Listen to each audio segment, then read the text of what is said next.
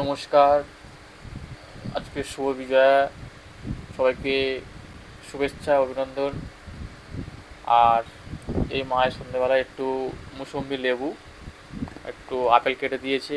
কালটা দিদি এসেছিলো, মামার মেয়ে এসেছিলো, তাই ফল এনেছিল। তা মা কেটে দিয়েছে। আর ফল তো খাওয়া হয় না, কারণ সব কিছু তো টাকা দরকার, সবই জানো তোমরা।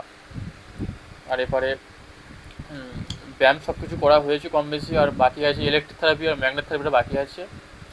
তা আমি এই ফলটা খাওয়া হয়ে গেলে নেবো। এই ম্যাগনেট রাখা আছে, দেখো, দুটো ম্যাগনেট, লাল আর কালো, লাল আর সাদা, সরি।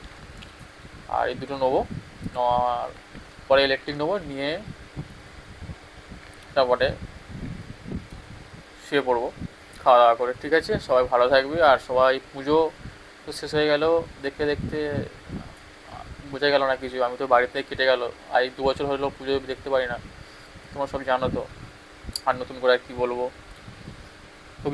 খুবই সমস্যার মধ্যে আছি, খুবই কষ্টের মধ্যে জীবনযাপন করছি।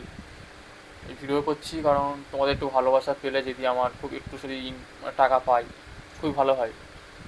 ফেসবুকে তো টাকা অবস্থা যা করে দিয়েছে, খুবই টাকা, অঙ্কটা খুবই কমিয়ে দিয়েছে।